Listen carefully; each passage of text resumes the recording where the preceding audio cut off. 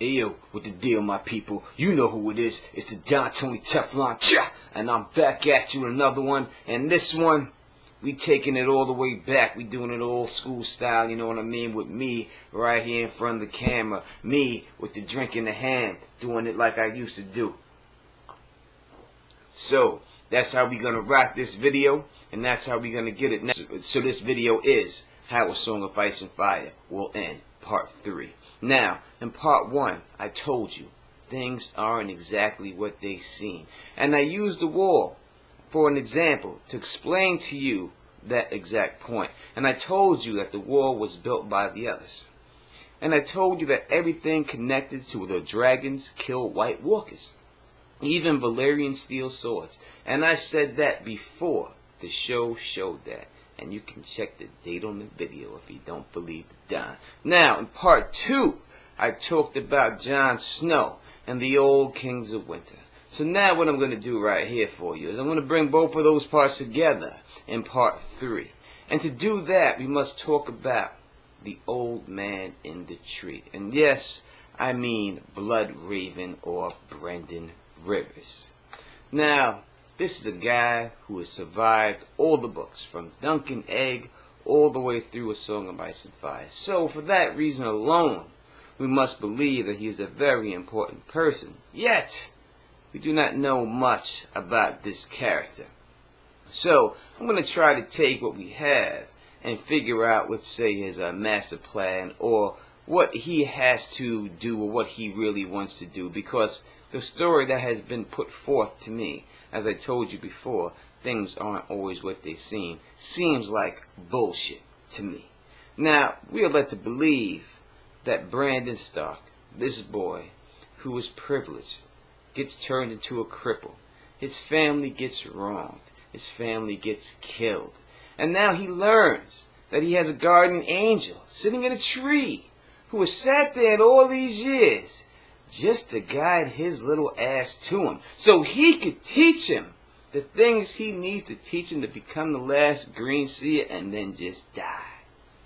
Now, that is the story that is put forth, and that sounds great, and that even sounds fantastic, but to me, it sounds fairy tale-ish. Now, everything I have read about this motherfucking Blood Raven tells me that he isn't trying to be anybody's father figure. And it seems to me that this man is a very, very bitter man. And it seems that he may have good reason to be bitter. Now, this is a man whose family has been fucked over time and time again from the beginning of the times. Now, this may have led him to be put in the position he has been put in, and this is why I think he is trying to take his last shot at revenge. Now, let's get into Blood Raven a little bit. Now, we know Blood Raven is a child from Aegon, the unworthy Targaryen, and Melissa Blackwood. Lady Melissa Missy Blackwood, the best loved of the king's mistresses. Both younger and prettier than Lady Barbara, albeit far less buxom, as well as more modest, Missy had a kind heart and generous nature that led even Queen Aerys herself, as well as the Dragon Knight and Prince Darren, to befriend her. During the 5 years of her reign, Missy bore the king 3 bastards, most notably the boy Brynden Rivers, born 175, later called Blood Raven. Now, House Blackwood once ruled the Wolf's Wood, and that was back during the Age of Heroes, until the Kings of Winter, the Starks, drove them off. And now, the fact that they drove them off means something to me. You know, it wasn't enough for them to bend the knee to the Starks. Starks wasn't trying to hear that. It wasn't enough for them to give them money or set up some type of marriage. The Starks weren't trying to hear that. The Starks wanted them dead. So they had to flee. And they did, all the way to the Riverlands. So whatever beef they had between the Starks and them had to be really hostile, you know what I mean? So they fled, because even if you look at it, the Boltons never fled, or had to flee. And look all the beef they had. But these people, they had to flee, right? So they fled to the Riverlands, and then they became kings in the Riverlands there themselves. Now, it's easy to see that they are a northern house because they really do not play the politics side of the Game of Thrones well. Now, they allow a House Bracken, who would just petty lords and horse breeders to hire some sellswords and basically usurp. You between them goes back and forth until the Andals invade. Now when the Andals do invade, they team up, but they do get defeated at the Battle of Bitter River.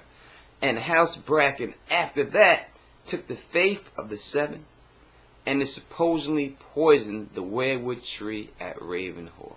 Now we see the sigil of House Blackwood is a flock of 10 ravens surrounded by a dead weirwood tree on black and red. And if you look at that sigil, it is kind of what Bloodraven has become today, the sigil itself. Now Blackwoods joined up, or should I say supported, Aegon the Conqueror to defeat Harren the Black of Harrenhal. Because of their personal feud though, they were so weak, both families, that when he did defeat Harren the Black, they both got passed over for the Riverlands, and it was given to the Tullys. Now, the Blackwoods supported the Blacks during the Dance of Dragons, and they are known for their work with the bow. Now, Lord Benjacote Blackwood and Red Rob Rivers, known as the Bowmen of Raventree, they fought themselves in the battle by the lakeshore. Then had Billy Burry just mercy kill to Surion. So we see that the Blackwoods have no problems killing dragons, and they know how to kill dragons. So after that civil war ended, Black Alley Blackwood, Bloody Ben's aunt, married Lord Cregan Stark. Now, only in return for allowing King Aegon II Targaryen pardon for Corlys Valyrian to stand. And it seems that it took a deal for it to happen. Now you would think that a former northern house that was ran out by the Starks would love to be back in the fold. No. Basically, he blackmailed her during the Hour of the Wolf when he had became Hand of the King for a short little period. So after this, Bloodraven gets born and his mom is then pushed aside for another Baratheon woman. Now during his life, Bloodraven rises from bastard all the way to Hand of the King. And it's kind of funny to me that when his name is mentioned in the Dance of Dragons, it is alongside the former Kings of Winter.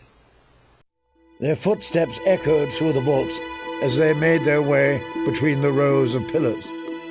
The stone eyes of the dead men seemed to follow them, and the eyes of their stone direwolves as well. The faces stirred faint memories.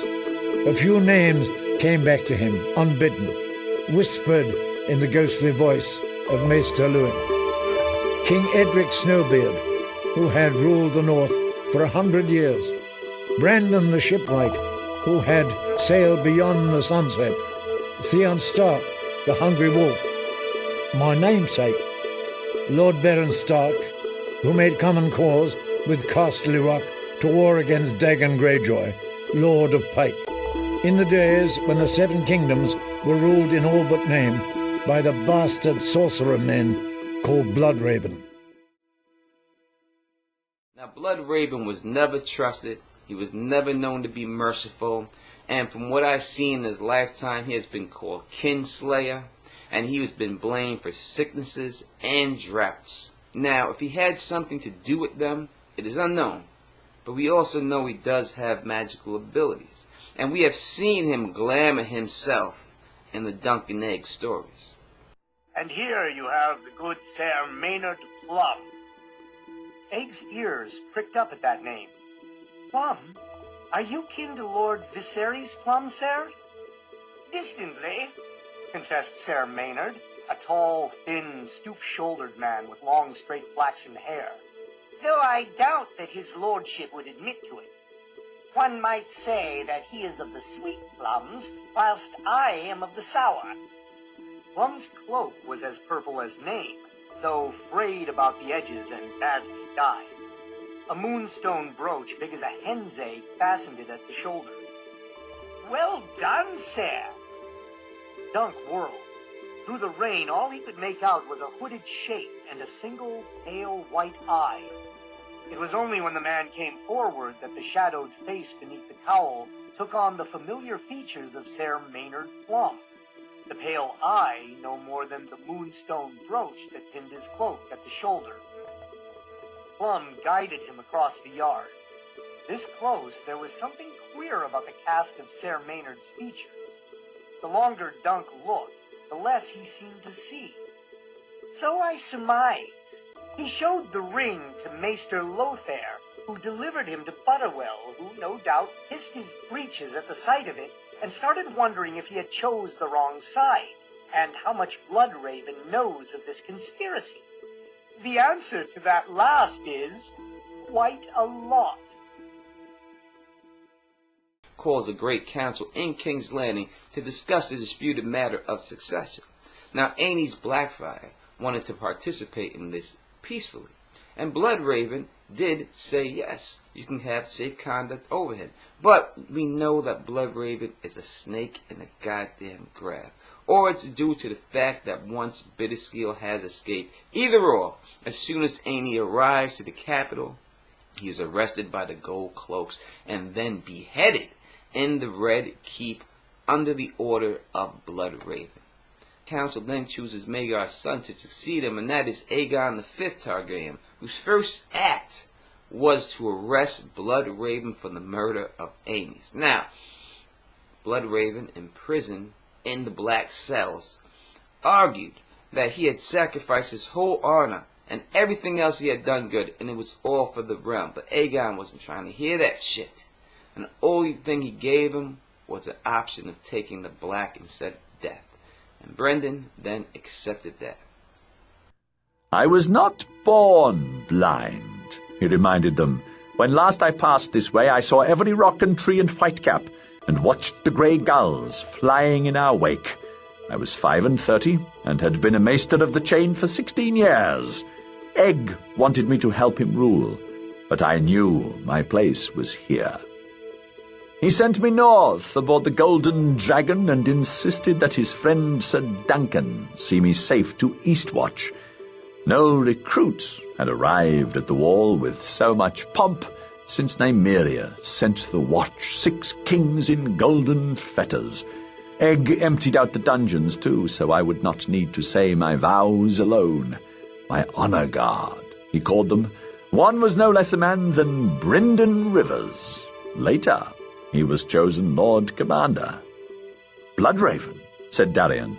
"I know a song about him. 1,000 Eyes and One it's called. But I thought he lived 100 years ago." So not only did he get sent to the wall, but his men also got sent, which I'm sure pissed him off a lot. Now Brynden Rivers, betrayed by a man who married into his family. He got married Betha Blackwood and got sent to the wall. This was a man who held a famous Valyrian sword, probably the second most famous Valyrian sword in all of Game of Thrones, Dark Sister. This is a man who dated the hottest chick in the realm at the time, Shiera Seastar. And now he is forced to go up to the wall and doing what he thought was right. And that, and everything else that I have said, we have seen no kindness in Bloodraven's heart that would lead you to believe that he is the character that wants to guide Bran Stark.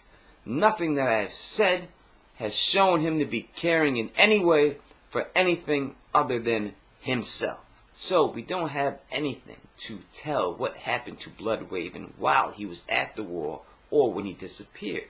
But I think if we look at the royal family and the things that surrounded him during this time, and knowing the fact that Bloodraven has magical abilities, most likely the things that were happening to them was because of him. So when Bloodraven becomes Lord Commander, it's 239 AC, and we could suspect that as Lord Commander he has his freedom. And we also know the man has the ability to glamour himself and the ability to talk to the other people far away. So it's funny that at that particular time in 239 AC, it's when the things start to go wrong for the royal family. And it seems that the same thing keeps going wrong for him. So in 239 AC, Prince Duncan the Small secretly weds Jenny of Oldstones. In 240 AC, Prince Jaehaerys and Prince Shiera get married secretly against their fathers. In 246 AC, Prince Daemon refused to marry his betrothed, Lady Olenna Redwine, yes, the Queen of Thorns. And what happened here was the first one caused a war with the Baratheons. The second refusal caused beef between the Tullys and the Tyrells. And the third led to the rat, the hawk, and the pig in 251, which eventually leads to the death of Prince Daemon. So to understand the rat, the hawk, and the pig, we have to go back to Aerys the First and see exactly where this group came from. Rhaegal's son, Aelor, then became the new Prince of Dragonstone and heir to the throne, only to die 2 years after, slain in a grotesque mishap by the hand of his own twin sister and wife, Aelora, under circumstances that left her mad with grief. Sadly, Aelora eventually took her own life after being attacked at a masked ball by 3 men, known to history as the Rat, the Hawk, and the Pig. So Ellaria kills her twin brother, heir to the throne, Aelarion, and then is attacked. And after she attacks, she then takes her own life. Now to me, that sounds like revenge. And then it happens again, and I don't think it's coincidence. I think it's all Bloodraven being connected. Prince Daemon brought to his father Aegon an altogether deeper sort of grief when he was killed in battle in 251 AC, leading an army against the Rat, the Hawk, and the Pig. And then after that, Aegon starts to have an intent on one more thing, dragons. As he grew older, Aegon V had come to dream of dragons flying once more above the 7 kingdoms of Westeros. And we know that dreams are the work of the Great Other from the Melisandre chapter. So people who can go inside dreams are known to have ties to the Great Other. So Bloodraven, to me, caused the tragedy at Summerhall, trying to kill Rhaegar Targaryen from being born and take revenge on the man who sent him to the war. Only Rhaegar survived, and he wasn't happy about that. So I think he had to come up with a new plan. What became of the dream of dragons was a grievous tragedy born in a moment of joy. In the fateful year 259 AC, the king summoned many of those closest to him to Summerhall, his favorite castle, there to celebrate the impending birth of his first great-grandchild, a boy later named Rhaegar, to his grandson Aerys and granddaughter Rhaella, the children of Prince Jaehaerys. It is unfortunate that the tragedy that transpired at Summerhall left very few witnesses alive, and those who survived would not speak of it. Now, to understand this man's new plan, we must do one thing. First, we must stop calling him Brynden Rivers. His name is Brynden Snow, a bastard from the female king of the North line whose father was a Targaryen king. No different than Jon Snow. And it could be seen that the Blackwoods are more royal than the Starks, since the Targaryens have married and messed around with them and had children with them more than once. So, if we look at Bloodraven and Jon Snow as the same bloodline, First Man and Targaryen, it could mean that Bloodraven would be able to fly Ice Dragon if he wasn't too old and stuck in a tree. Now, it seems with all his green seeing abilities and all these powers that we know he has, it seems that there is one thing he cannot do. Hold on.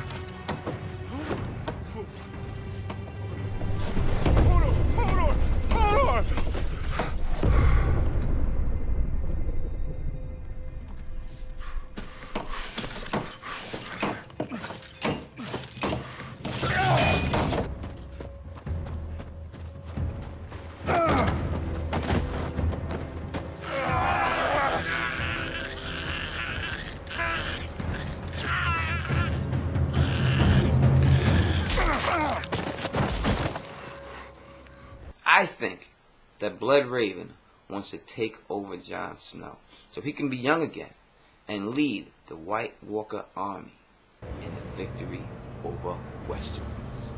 So, if you like the way I do this, please tell your friends about me. Please thumbs up it and please subscribe. And until next time, peace!